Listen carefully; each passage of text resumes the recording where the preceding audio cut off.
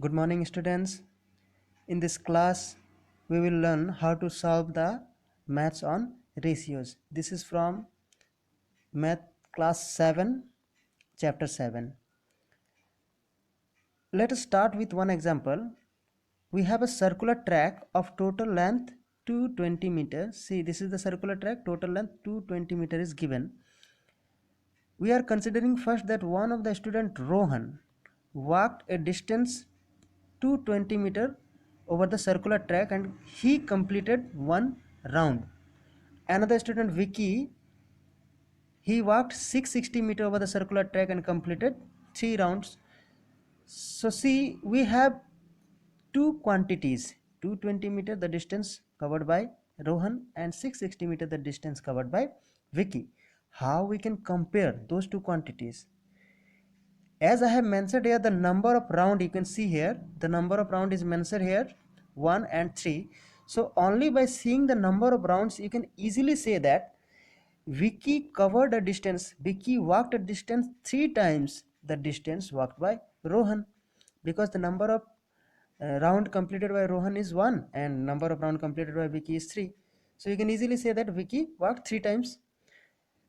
To compare those two ratio, to compare those two quantities, we will introduce ratio. See, to compare those two quantities, we will first take one of the quantity as numerator and other as denominator and arranging those as a fraction and find out whatever the simplest form, and this is the simplest form. This simplest form is the ratio of those two quantities. Here, as we have taken the quantity related to Rohan, that means 220 meter as numerator, and the distance walked by Vicky as denominator, that is 660 meters. So we can write here that Rohan covered a distance 1 by 3 times the distance covered by Vicky. So this ratio becomes 1 is to 3. So in this way we will find out the ratios. If we take the reciprocal, see, if we take the reciprocal, then we can say that Vicky covered a distance 3 times the distance covered by Rohan, and for this we will take the distance 660 meters. See, you can see here, as I have mentioned here, 660 meter as numerator and 220 meter as denominator. So we will get the ratio as the simplest form, 3 is to 1. So this is by 3 is to 1, that means Vicky covered a distance 3 by 1 times, or we can say 3 times. 3 by 1 means 3 times the distance covered by Rohan. So this is how we can find out the ratios.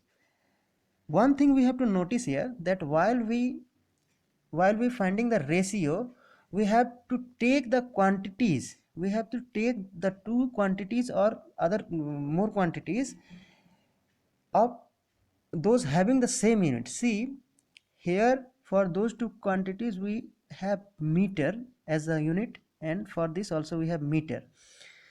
Suppose we convert the quantity, that means 660 meter into centimeter, then we will get different types of ratio, and that will be wrong. Because while we finding the ratio, we will take the two quantities of having same unit. Now we come to the simplest form of ratios. For this we have taken the example that one of the student Vidhi takes 8 rounds and Ria takes 24 rounds. To find out the ratio, we can arrange those two quantities, that is 8 rounds and 24 rounds, as a fraction, and we will find here the ratio 8 is to 24.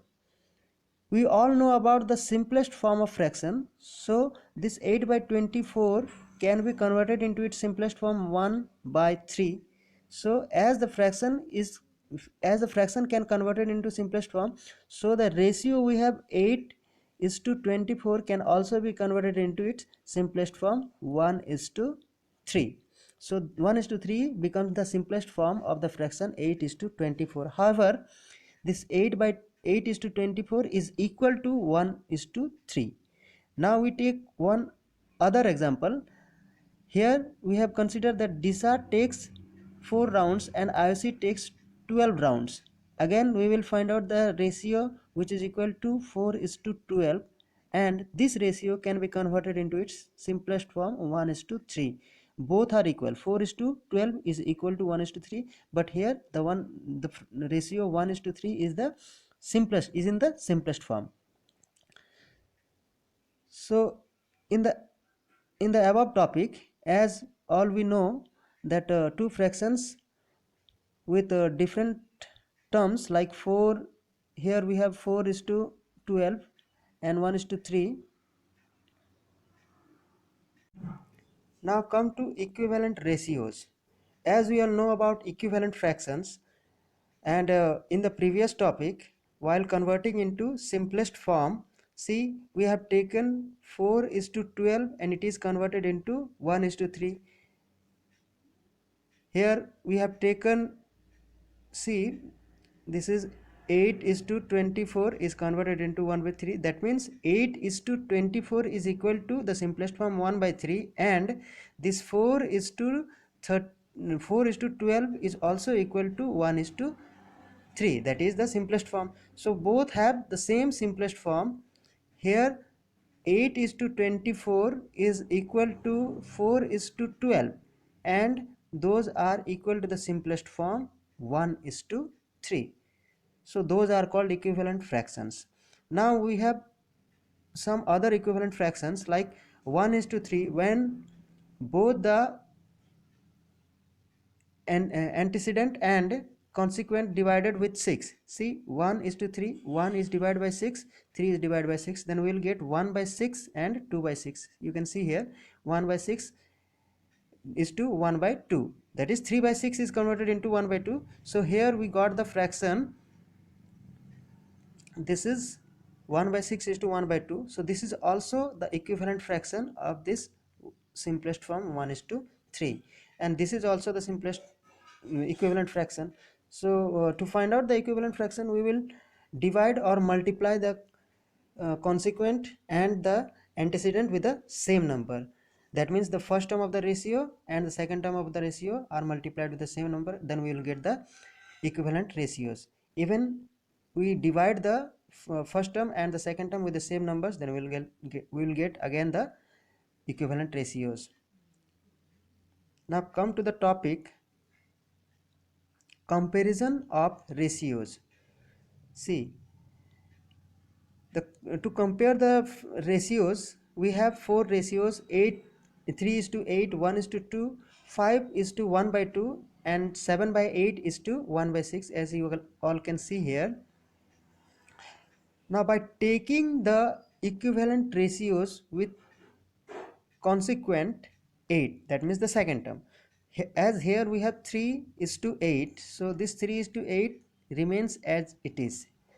Now we have here this 1 is to 2. See, this is the 1 is to 2, and we will multiply the antecedent and the consequent with the same number 4 here. So this will become 4 is to 8. 4 is to 8, that means here we have the consequent 8. See here 8 consequent, here is also 8 consequent. Now come to the next ratio, that is 5 is to 1 by 2, and this 5 is to 1 by 2, the consequent and the antecedent are multiplied by 16. See, this is multiplied by 16 and this is multiplied by 16, and we will get 80 is to 8 as the ratio with the consequent 8. That means the second term of the ratio for those three ratios. See, we have second term 8 8 8. So this is how we can compare the ratio. By comparing those three ratio, we can easily say that this 80 by 8 is greater ratio, and this one is greater than this. So we can say, see, you can easily understand that 80 is to 8 is the greater ratio as compared to 4 is to 8 and 3 is to 8. whereas this 3 is to 8 is the lesser ratio as compared to 8 is to 4. As we have one more ratio here, that is 7 by 8 is to 1 by 16, as you can see, 1 by 6, as you can see here. So in order to get the same consequent, we will multiply the antecedent and the consequent with the same number 48. You can see here 48 is multiplied with both the terms of the ratio, and we will get here 42 is to 8. This is the final ratio that we will get with the same consequent 8. So that means for those two ratios we have the same second term 8.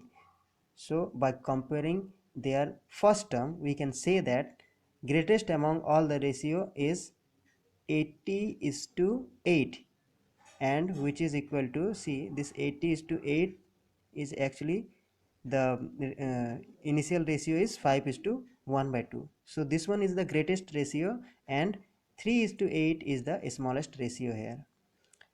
Now we will come to compound ratio. See, the compound ratio, for the compound ratio, first we will take two ratios as we have taken here the examples. See, 3 is to 8 is one ratio, and 2 is to 5 is another ratio, and we have to find out what is the compound ratio. So for this, for the compound ratio, we will multiply the antecedents and consequence. See, this 3 is multiplied with 2, antecedent is multiplied with antecedent, so product of antecedent become 3 into 2 is 6. So this 6 will be the antecedent of the compound ratio. Now this 8 is multiplied with the second term 5, so this 8 5 multiplied 40, so 40 become the second term of the compound ratio, that means the consequent of the compound ratio. So in this way we can find out whatever the compound ratio of two given ratio. Here we have two given ratio, 3 is to 8 and 2 is to 5, and we have found the compound ratio of their is 6 is to 40. Now this 6 is to 40 can easily converted into its simplest form here, 3 is to 20. So this is the simplest form, and this can be also the compound ratio, and because those are equivalent ratios. Now come to the next topic. Now we come to continued ratio. Two given ratios are said to be in continued ratio when the consequent of the first ratio is same as the antecedent of the second ratio. That means the second term, see, we have considered here 3 is to 7 as the first ratio and 2 is to 1 as the second ratio. So the second term, that is the consequent of the first ratio, is should be equal to same as the antecedent of the second ratio, that is 2, but here it is not equal. So to make those equal, we all know that for 7 and 2 the common multiple is 14. So here this 3 is multiplied with 2 and this 7 is also multiplied with 2, and we will get the equivalent fraction for 3 by 7 as 6 is to 14, and with the consequent 14. Now for this fraction we will multiply both the terms with 7, and we will get 14 is to 7 as the ratio, as the equivalent ratio of 2 is to 1. So this by comparing this 16, the equivalent ratio 16, 6 by 14 and 14 by 7, we can easily say that the second term of the first ratio is equal to the first term of the second ratio. That means for the first ratio the consequent is equal to the antecedent of the second ratio, and this now become the continued ratio. 6 is to 14 is to 7 is the continued ratio of those two ratio, 3 is to 7 and 2 is to 1. So in this way we can find out the continued ratio.